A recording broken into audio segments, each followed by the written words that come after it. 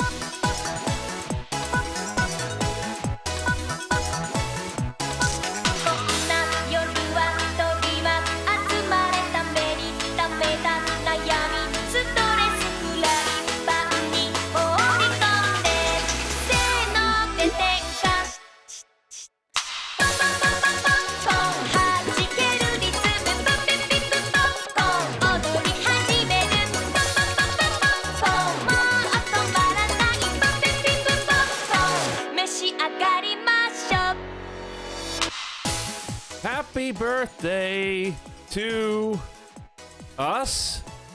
It's Extreme Anime Radio's 23rd birthday.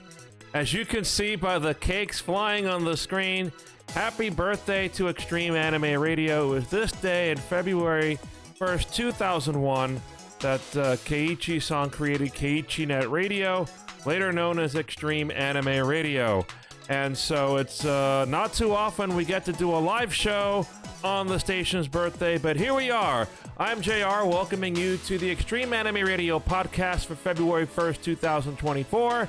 And joining me, as per usual, is my partner in crime here on the podcast, Mr. NefCanuck. Happy belated birthday and happy current birthday. Yes, thank you in both counts.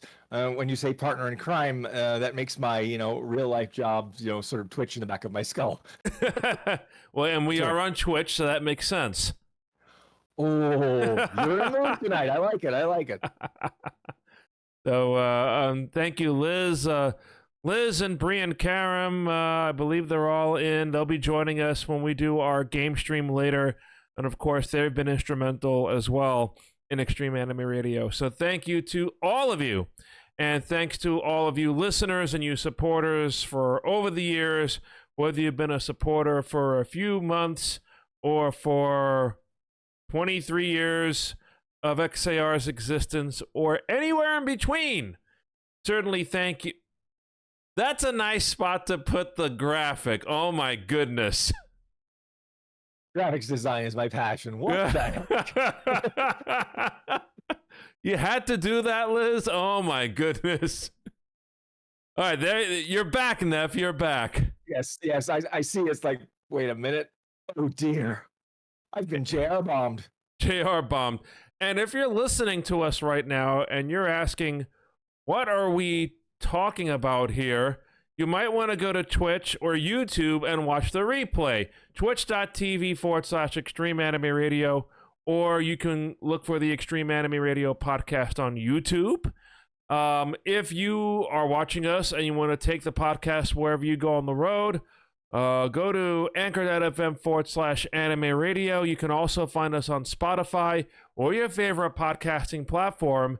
And there's another thing that we discovered just recently, Nef, on how you can also listen to the Extreme Anime Radio podcast. And what would that be? That would be Just Ask Siri. Siri, Alexa. Well, we know Siri works 100%. Yes. Alexa, I'm not that confident with yet. And of course, my iPhone and iPad went off as that happened. That's why you have it on Do Not Disturb. I have it on Do Not Disturb, and I'm still picking it up. It's like ignoring, like she wants to answer. Okay, mine didn't do. My watch and my thing didn't do that, so I'm gonna, put that down to dumb luck. Yes. So if you ask any of those on your smart devices for the Extreme Anime Radio podcast, there is a good possibility that you will get it one way or the other. So experiment with that, when you're not listening to us, and or you want to listen to the show again, it doesn't matter to me. But let us know the results. We'd be interested to see how that comes out. So, wow. 23 years of XAR, mostly as an anime radio station, and then the last 4 years as a podcast. And we've been here in this realm since then. Okay, the way you spread your arms out, I'm just going, we've been in this little box for 4 years. It's like, wait a minute. But no, we're going to have a little bit of fun tonight. We're going to be continuing Apollo Justice when we're done with the podcast. Gosh, Nef, that is a game that has given us, I think you will agree, the greatest difficulty in a starter level in all the Phoenix Wright themed games we've played.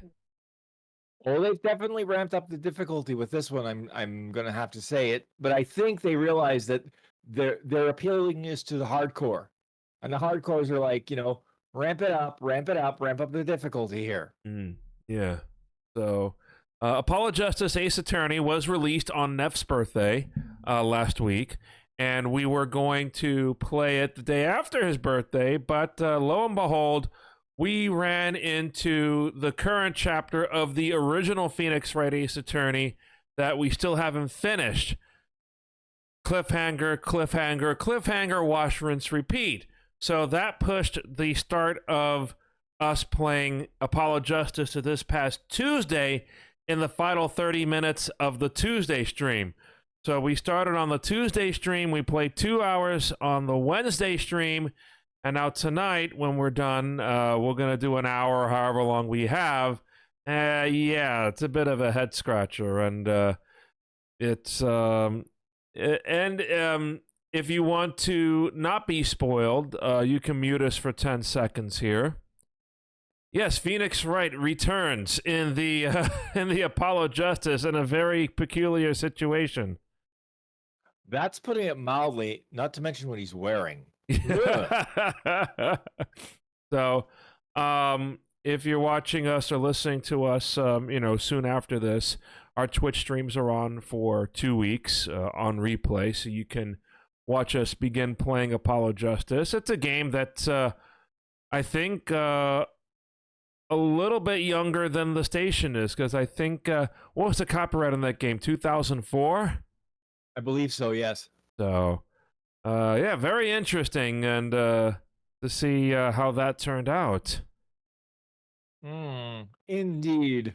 But, so we have XAR's birthday, which we've talked about, and once again, everybody involved from, of course, my co-host Neft, everybody I mentioned, Liz, Bree, Karam, and also some of the people who join us, some of our mods, Mika, Keshocho, and Umi joins us from time to time. All the artists and cosplayers who help out with our mascots, and more importantly, you, the viewers and listeners, we thank you. Johnny Debris stopped by for a surprise visit. Oh, I didn't want to have to think about Johnny Debris ever again. Oh, no. And for those of you who are wondering what Johnny Debris refers to, that refers to my time when I was out of commission, physically unable to perform, and my time in rehab. If you want to look for that replay, I'm sure it's on. I'm sure we've talked about it on a podcast in the past. Right. So look it up somewhere. I'd say somewhere around the time I got back on the air, which would have been what, late July, August. Right. So yeah, so we'll probably have that at least on the podcasting platform as well. Sonic Duboy, now known as Sonic Yaboy. Thank you so much for your support. Sonic has been a longtime supporter as well. I know that. Bree sending her birthday wishes. So, but let's talk about your birthday, Nef, because we haven't had a podcast since then. Please tell us about how things went for you and your celebration of another trip around the universe. Well, okay, here's my luck. I had originally planned to go to the hockey game that night with a buddy I made from rehab. He calls me 3 days before, texts me first and says, sorry, I'm probably out because I got COVID.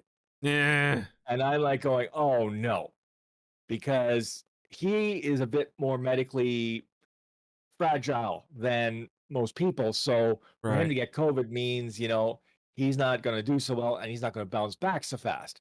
Right. So needless to say, we waited it out till Tuesday when in the morning he's like, nope, can't do it, can't go. I'm like, okay. Now I am at this point sitting on a ticket that is $250 Canadian that I would have to eat and have nobody with me. So I'm like, no, I've got to find somebody. And it hits me because I knew there would be one person who'd be available and would jump at the chance for a free ticket because I wasn't going to charge him for it, right? Uh-huh. So I text them. They're like, sure, no problem. Meet you down there at 6:00. So we get down there. We both come our separate ways. That person from the East End, me from the West End. We meet in the middle at the Scotiabank Arena. All right. And unfortunately, the first problem becomes the gate is outdoors that we have to get in, not the main gate that's coming from the train station, but it's an outdoor gate. Ooh. And it is coolish, but more problematic. It's raining. Oh. Not enough to be like wet, but enough to be damp and annoying. And they waited until absolutely 6:00 before opening the door. Oh boy. So we go through. Unfortunately, it didn't dawn on me to make sure that this other person, when I sent them the ticket, because it's electronic tickets now, made sure that the ticket was available on screen.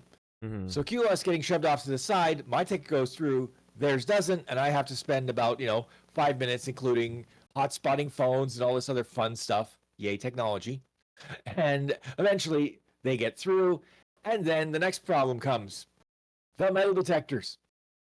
Let's just say they gave up with me because I have a little too much in my body at this point. Something I'm going to have to deal with too, yeah. Yeah, except now it's like 3 separate places, the belt buckle, everything. They just threw up their hands and said, no, go through. Yeah.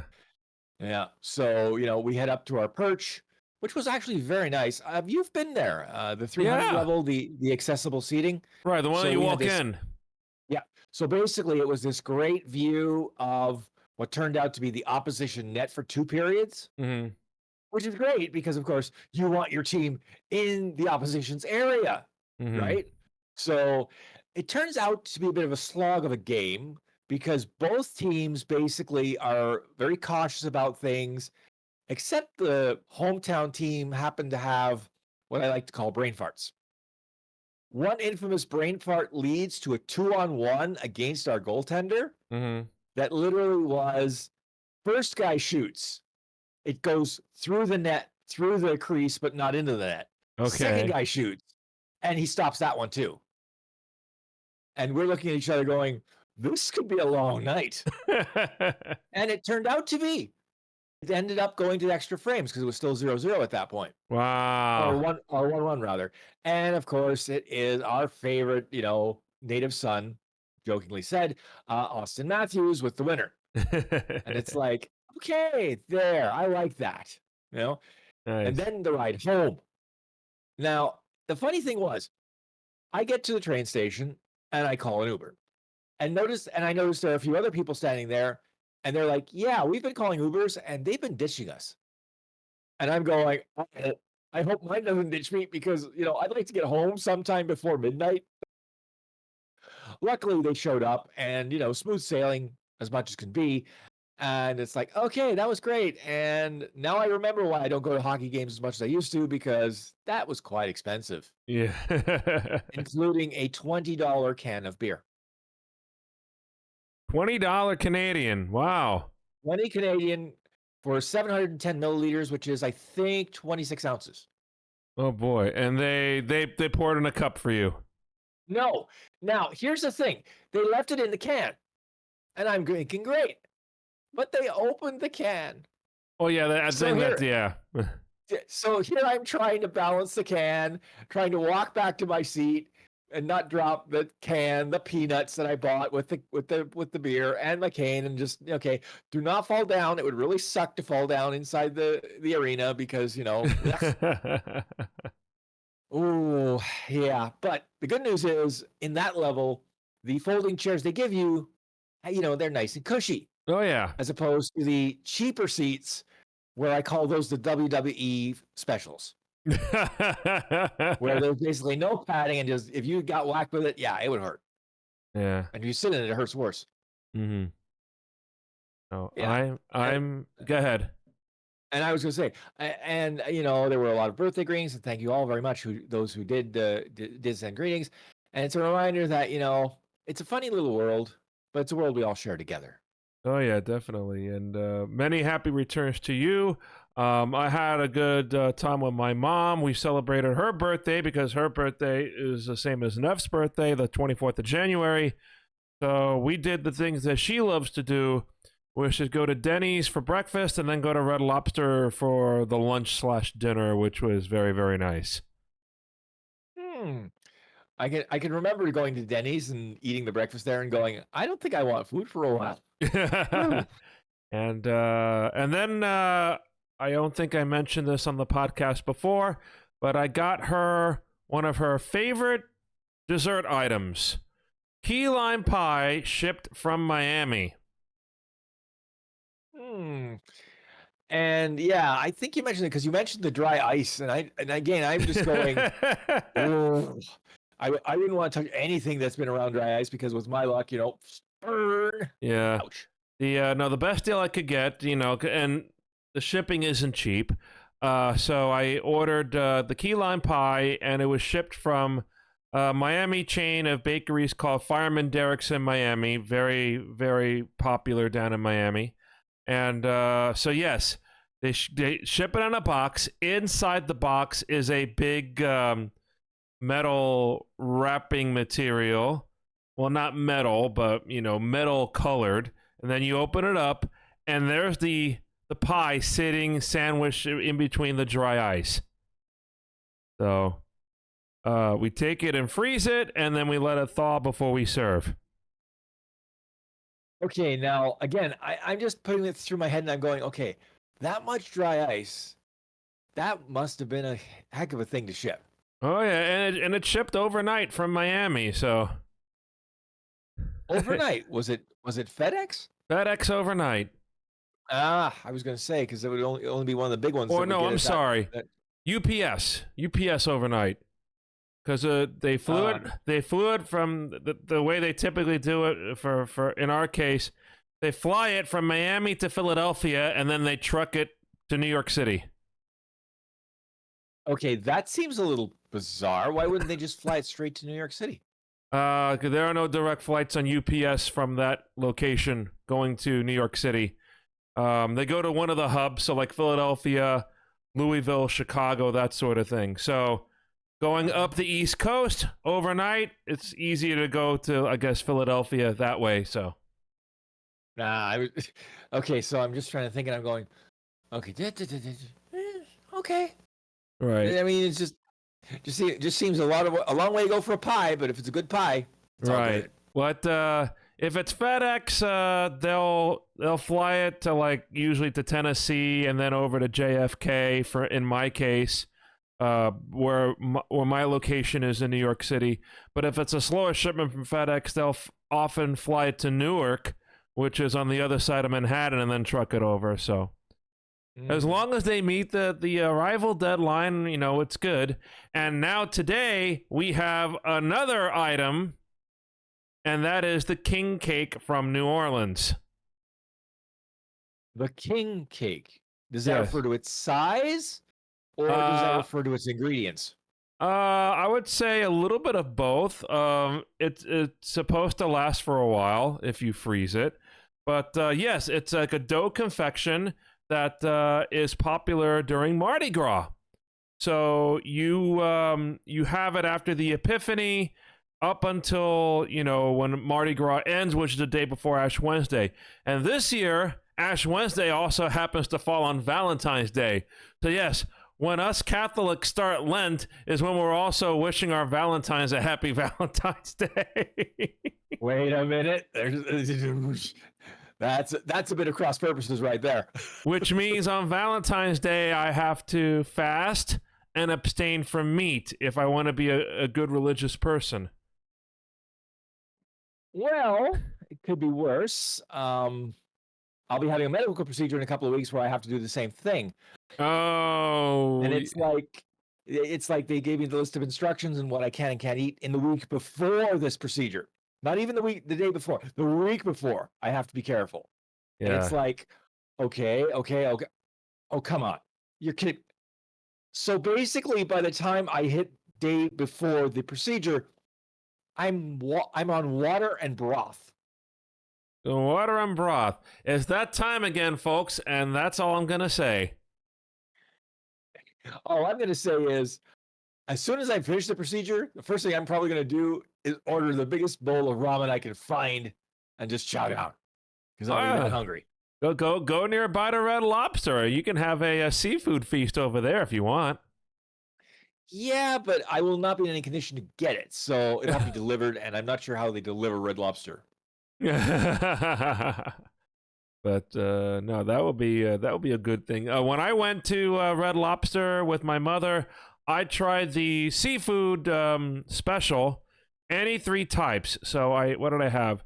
The regular breaded butterfly shrimp, the coconut shrimp, and I also had a new style shrimp that they served, which is like sea salt and lemon basted, which was pretty interesting. Yeah. That's it. That seems to be actually, when you say sea salt, that seems to be the new thing now. Instead of using regular iodized salt, everybody's using sea salt because it's supposedly healthier.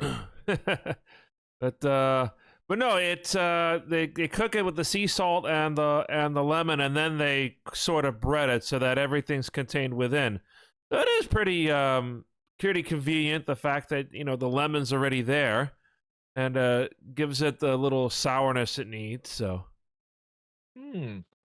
sounds interesting. Oh yeah. But yes, we had a wonderful time, and now we're gonna enjoy the king cake. So salt and lemons. Thank you, Liz, for the lemon emoji. But like I always had that. But no, king cake we have in the fridge right now. If it's in the fridge, it's good for 5 days or something like that. We're gonna start getting into it tomorrow. But my nephew and godson's coming over, and I think our plan is to let him decorate the king cake, because what we do is you have icing you put on the king cake, and then you put sprinkles on the king cake of 3 different colors of sugar, and that those 3 colors sort of represent different things, and it escapes me right now.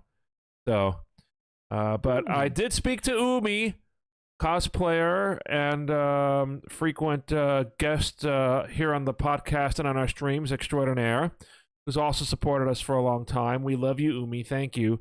Yes, she is from the area where they're doing the Mardi Gras.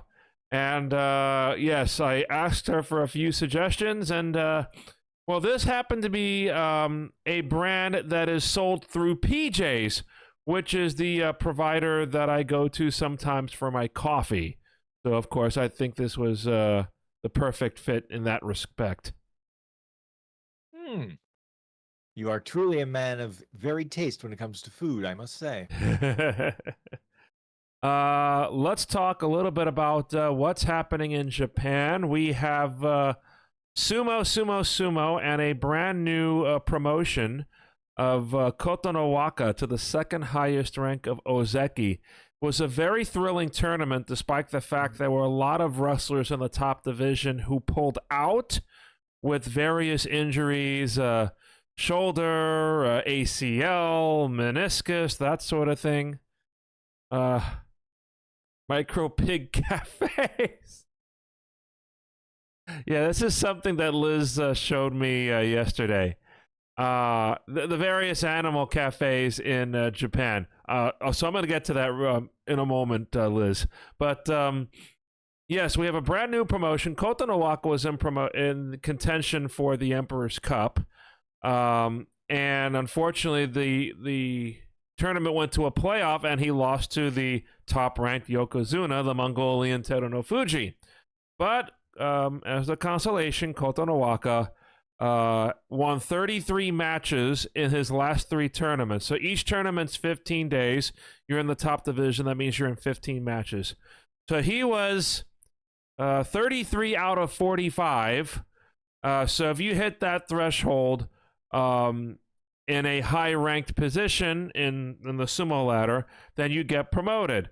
And then 2 people from the Sumo Association come to your stable, and there's this whole formal ceremony. The wrestler sits with his stable master and the stable master's wife, and across from them are the 2 people from the Sumo Association sent to convey the news. They convey the news, and then he has to give like the customary speech to say that he will respect the rank that he is given. The same thing happens to Yokozuna when they get promoted as well. But that will be every Ozeki's goal, is to become a Yokozuna. I mentioned this, of course, because this being a year since Bree and I went to Japan. We went to a sumo tournament in Tokyo, which was fun. And yes, sumo is something that we're still following. But yes, sumo is just a reminder, Nev, about the various traditions that still exist in Japan. Mm-hmm. It's one of those sports that, with its long history, and it's very interesting because as the world progresses and sumo relatively stays, constant, it's one of those things where it's like, interesting. Yep. Because as we all know, most major sports have evolved in certain ways, over time.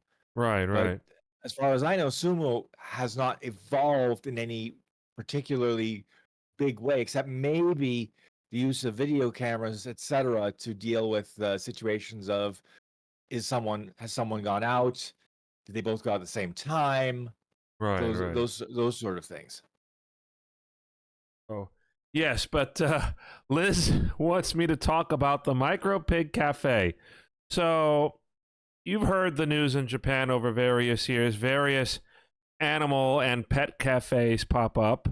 There is a question, of course, about safety, which has been raised in the news as well. But yes, I told Liz that I was tempted to visit an animal cafe. I want to say there was an animal cafe that had puppies. And this was in Kurashiki. So this is in central Japan. It's actually a few cities over from where Bree and I went, because Bree and I went to Okayama and went to the Okayama Garden. I think it's called Korakuen. And yes, part of the things that has Kurashiki's very historical town. They have overnight lodgings there in some of the historical buildings there, or the older buildings, so you can enjoy, traditional accommodations there. And I noticed that this was not too far from a stand where actually they had a croquette stand where you can have various croquettes, a potato croquette and a meat croquette, and I had, which were absolutely delicious. But no, this was a dog cafe that you could go in and, I guess, interact with the puppies. But a lot of animal cafes are around Japan, and Liz shows me a link to the Me Pig Cafe. I hope I said that right, or it could be the My Pig Cafe, my being short for micro. My Pig Cafe, the very first and only one in Japan where you can meet micro pigs. So small pigs that you can interact with in the cafe. And they have, I looked at the listing here. I believe they have like about 10 locations all around Japan.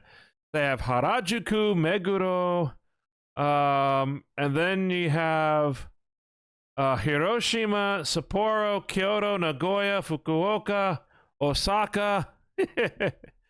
So I believe we've discovered what Liz would want to check out if she had the opportunity to go to Japan one day. Okay, all I can think of when you say like a micropig cafe, I'm going, great. Little bits of bacon running around the room. Oink, oink, oink. But that's something I've actually never heard of. Now, I've heard of pet cafes with kittens and like the pups that I just mentioned, but there are also monkey cafes. There are also owl cafes, and I think the owl cafes were some of the ones that I read a little bit more about in the news. Not only because they were unique, but also because of some of the legal issues that they're proposed to have come up over there. But yes, they still exist, and I would say that if they're well regulated, then I think it'll be a good, interesting, and very very unique part of Japan to check out. Okay, all I can think of when you said owl cafes and there's trouble like legally, I'm going, who gives a hoot? Oh, really? I had to go there. I'm sorry. You gave me a softball. I'm gonna crank that softball right over the wall. No stopping. When is spring training again? No, when we do the stream here later, I'm gonna ask Liz about that. So remind me. Okay. All right. So that's what I've been paying attention to. So a few other things, nothing very specific. The usual politics and the usual Japan maintaining its monetary easing while we keep our interest rates flat, which means still it's probably a good time to go to Japan now, because when our interest rates start falling, then the yen is probably going to start getting stronger again. Yeah, I was going to say that, but the problem is that depending on the fundamentals underneath, I don't think the interest rates will be going down for some time, especially not in Canada, because A, we have to keep the Canadian dollar from becoming the Canadian peso, and B, we got to put a bit of a damper on the real estate market, which is still kind of bananas. Yeah. Before we get into our snack tasting, because this is another part of the show where we say this is how we're going to celebrate Extreme Anime Radio's 23rd birthday, by tasting Japanese food. Let's see, anime. I just watched one episode of the new Momotsume, so I think Brie and I have like 3 or 4 episodes to go. I did see something that I posted, I think, in our Discord. NHK, the top 4 grossing movies in Japan of 2023 are all animated movies. The first one being the new Slam Dunk, which supposedly is a wrap-up of the anime from decades ago. The second one being the Super Mario Brothers movie. The third one, I want to say it's either Detective Conan or Professor Layton. I would have to go back into the Discord. I don't want to do that now, because then that would mess everything up here on the stream. But then the fourth one is Miyazaki's film. And I'm a little bit surprised that Miyazaki's film would be fourth and not first. But then again, on the other hand, Miyazaki's film wasn't as advertised as his other films. Yeah, I mean, when it comes to Miyazaki films, he'll have his hardcore audience, but if you're trying to get in the occasionals, like you like to call it, you have to give them something or a reason to actually, want to come see it. Right. No, I don't think there's apparently another Godzilla film, Godzilla -1. No, that didn't make it. Oh, yes, the giant radioactive lizard, folks. But anyway, Neff, tell us a little bit about maybe one anime or manga that you've been paying attention to this last time. Okay, I've actually stumbled on this one because there were various stills from it on the Reddits that I tend to congregate at. Farron, Beyond the Journey's End. I'm probably mispronouncing the name of the main character. I do apologize. But it asks a very simple question with a very complicated answer. What happens after the journey ends? In this case, you are part of a party, you defeat the big bad, and then what? especially when you are an elf, because elves, as we know in literature, are said to have very long lives. Right. So the companions you had your journey with are not elves. So they will age. Some of them are human, so they'll age as humans do. There is a dwarf who doesn't age as fast as a human, but ages, more than an elf. So this character is Farron is basically, I think, trying to learn how to appreciate life, because for her, it's sort of like, she says, look, 10 years for me is nothing. And yet for us, for example, 10 years is a very long time. So she's trying to learn, I think, a bit about, that difference, that, hey, wait a minute here. There's more to life than just, passing time. Interesting. Yeah, well, I've started with the manga. It's available on the Viz app. If you pay for the weekly subscription service, you can, or monthly subscription service, rather, you can read the weekly chapters. I've started all the way back from zero. I'm going to try and pick the anime up at some point, maybe while I'm off the last 2 weeks of February. I might even try starting it the day of my medical procedure, because I will be half, knocked out. So it might make it a very trippy anime to watch. All right, interesting. Well, yes, the more I think about life, the more I think about, I just want to keep spreading my wings and discovering the rest of the world, because, we're not astronauts. Yeah, astronauts tend to have a rather uplifting view of life. Exactly. All right, so now we get to our tongue. Well, I was going to say tongue twisting, taste testing section, and we're going to each go over a few snacks here. Now, I have my snack box, and Nev has the Japanese box that I got him for his birthday. So, Nev, why don't you show us your wares first in general, and then I'll show mine. Okay, I'll have to take off my headphones to go grab it. I'll be right back. Okay. So I tell you what, while he does that, I will mention to you that if you... Oh, no, wait, he's back. It didn't take him long at all. No, I was going to do the closing commentary, but you came right back. Okay. Sorry, I didn't think I'd be that fast, but apparently I'm hungry. Let me see if I can hold this up so that you can see it. Let's see here. Now, I mean, I just laugh because I'm looking at this bag of stuff and I'm going, compared to the Boxu boxes, etc., this seems a little less well packaged, to be quite honest.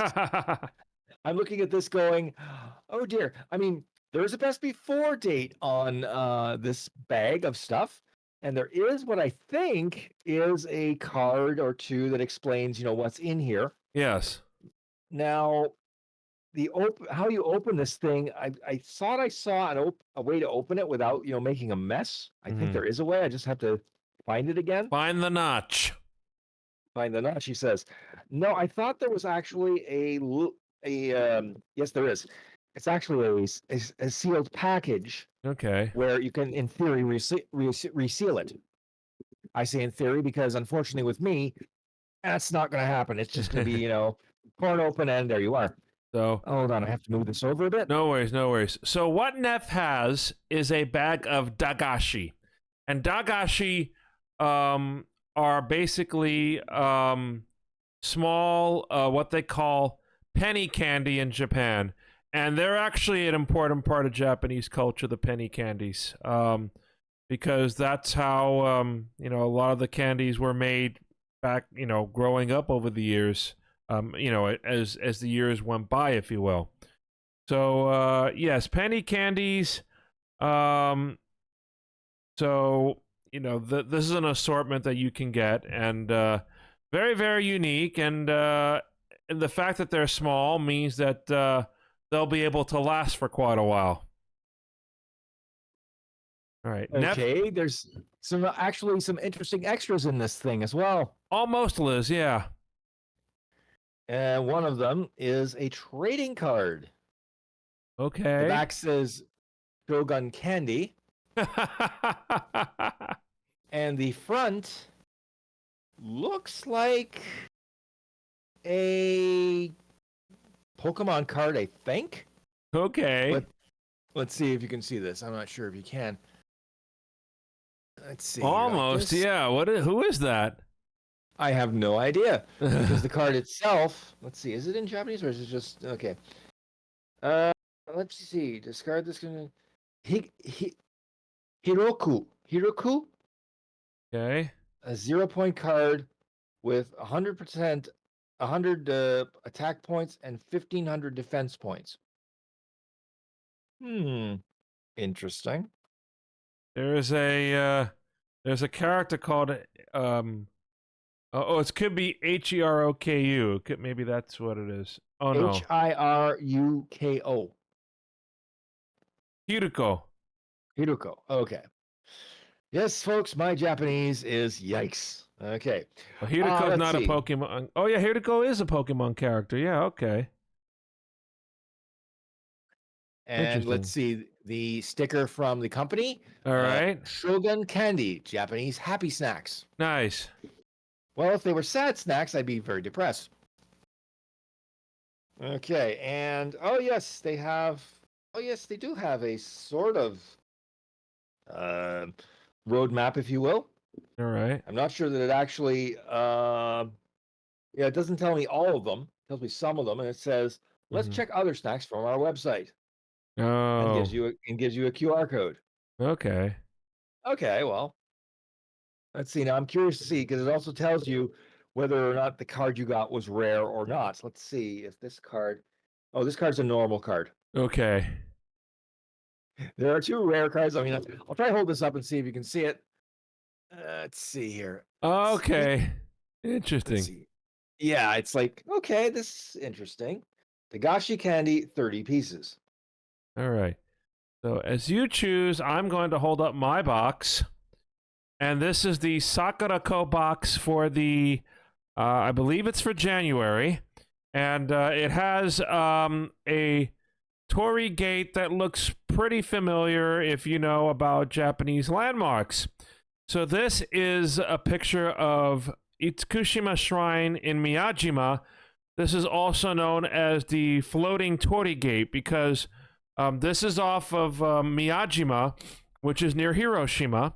And when the tide is low, you can walk up to the torii gate on land from the adjoining island. But when it's high tide, then there's no way you can get there anymore, and it seems like it's just floating in the water. So this box is a collaboration this month with the Hiroshima Prefectural Government and Hiroshima Shinkin Ginko, Hiroshima Shinkin Bank. So. Okay, I found one that caught my eye. Puku Puku Tai. Puku Puku Tai.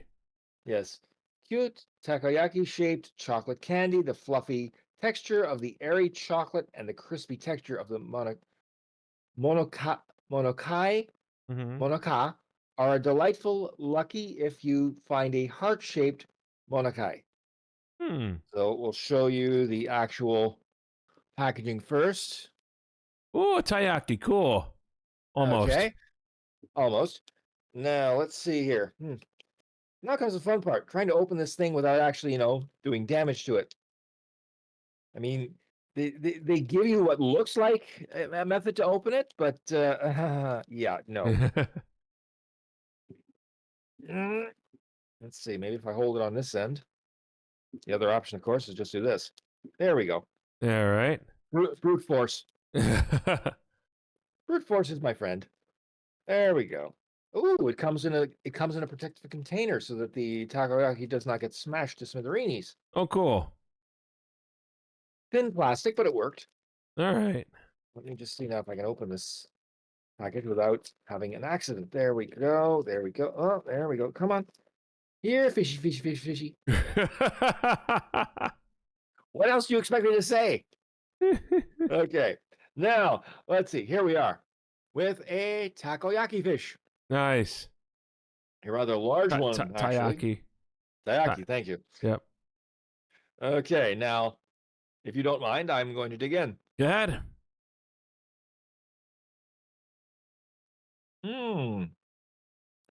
Very nice. The chocolate is as advertised, light and airy. Cool. The outer shell is quite crispy and quite flaky, literally. Oh dear. But oh, that is nice. There it Now. is. Fish emotes. Fish. All right. So we know the scale. Blech, meh, eh. No, it's blech, meh, eh, yay, woohoo. That's what it is. Whoops. Uh-oh. Yikes. I just made a mess. Uh-oh. Ah, well. It should be okay. I'll clean it up later. Okay. What is your rating, sir? I'll give this a woohoo, and I do have to grab a towel because the mess is moving. Uh-oh. All right. I will be right back. Sure. So you know what? While he takes care of that, I'm gonna go ahead with my my item over here. So we have our catalog over here, and this is New Year's in Hiroshima. How about that? With all the fireworks, and there's the floating torii gate that's on the box, which is cool. And of course, this being Sakura-ko, you have to read the box manual or guide the wrong way. So you start with the right and go to the left. Season's greetings, Sakura-ko family. So we're going to see we have some interesting tidbits about Hiroshima here, and some about the manufacturers. Ooh. Let's see. Tomoeya Kiyonobu, crafting joy through tradition. Originally a family-run temple, path was forged by many unexpected turns in the aftermath of World War II. As people sought refuge in the temple, they were offered simple yet comforting delight. Roasted rice cakes prepared on a portable charcoal stove. Ooh. This unassuming beginning laid the foundation for a remarkable journey into the world of Japanese confections. So I see, ooh, yes, I'm going to look for the specific item then here. Let's see what it is going to be. Page 8. The Miyajima Cocoa Cookie. Savor the timeless delight of this Miyajima Cocoa Cookie. Sandwiches cocoa cream between delicate egg crackers. Celebrated for 5 decades, it has become a cherished souvenir of Hiroshima. Pairs well with tea and coffee. Well, I won't be able to do that because I have a bottle of water right here. Okay, so I'm going to find this particular snack. And let's see here. I have to dig into the box and try to find... Here we are. Sometimes they give you 2 snacks. Oh, and look, Nev. I also got a taiyaki. How about that? Yours is a bit smaller. Yeah, right? But I'm going to go ahead and try this traditional snack from the region here. So here's the wrapper. And it has a picture of more of Itsukushima Temple over there. So, let's see if we can open this up. Messy, Neff? Just a titch. Not to mention the mess I made. But luckily, I had a towel handy. Here we go. Here's a nice cracker. And it has the cocoa cream in the middle. So I am going to grab a plate so I don't make too much of a mess, and we'll see how this is. Oh, dear. You still eating on your still eating on your taiyaki there? Yeah, there's still one tail to go. So you can say it's a tale of 2 cities. All right, let me go ahead and eat my cracker. All right. Oh.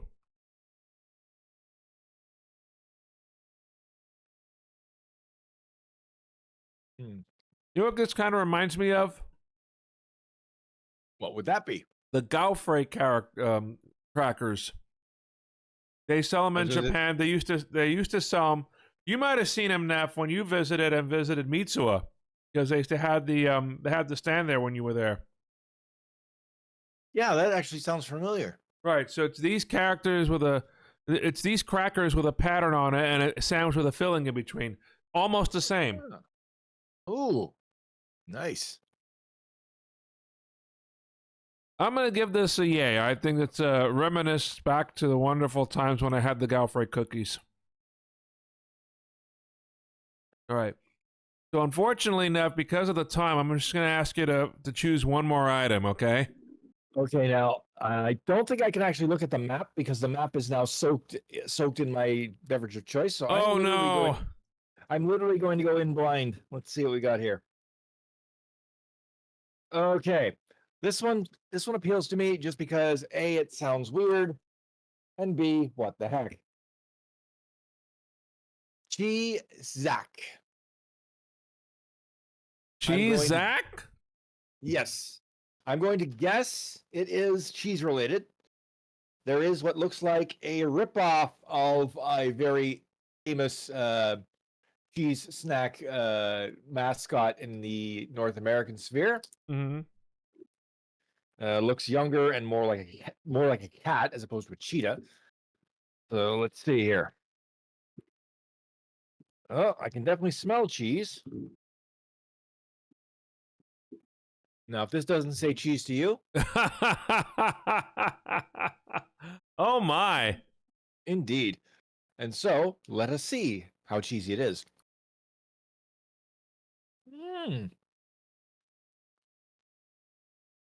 Light and airy outside, Mm-hmm. and has a very thin layer of cheese inside. Cool. Yeah, it's very nice. I definitely give this a yay. Cool. Sometimes we get those savory snacks in whatever we get, but I think Neff, in your honor, I'm just going to have my taiyaki as well. All right. This comes from Osaka. This has let's see. This has the traditional sweet bean paste filling, and at Mitsuha they also make these fresh. So. Yes, this taste test is getting awfully cheesy. Oh. The most important thing: do not eat this part right here. The silica gel. No, you don't eat the silica gel. Bad things will happen. This is what my fish looks like. A lot smaller and cuter. All right, so yeah, this certainly tastes like that.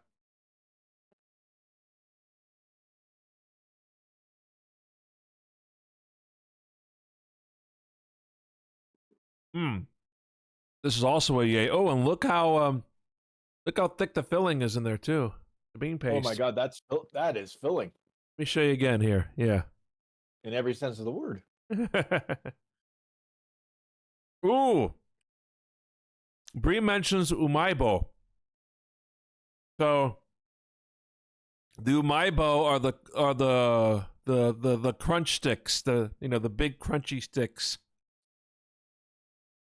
Oh, like you mean? Let me see. I think I have one in here. I have a couple of those.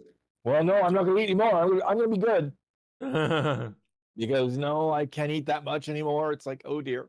If you have it, let me see what you have. Just we'll take a look real quick. Okay, let's see. As I said, I thought I saw a big round. Oh, there it is. It is possible.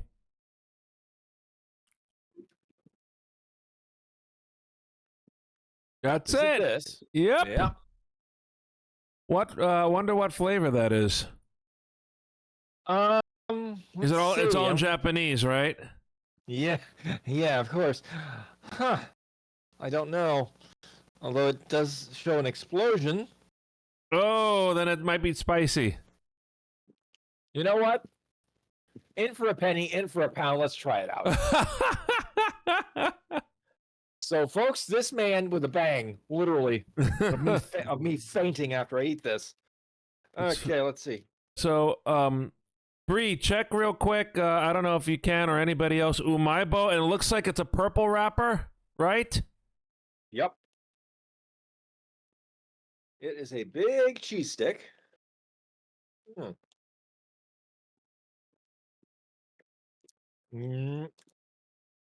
Well, so far I'm not burning. Okay. Let's see here. Ooh, okay. No burning here. Cool. Yeah, it's very. Does it? Oh boy. Does it have like a seafood flavor to it? Not really. At least not that I recognize. Yes. Because apparently what you just had, the purple label, corroborated by Brian Karam, is spicy pollock roe. Well, I can tell you if this is their version of spicy, I don't mind. Really?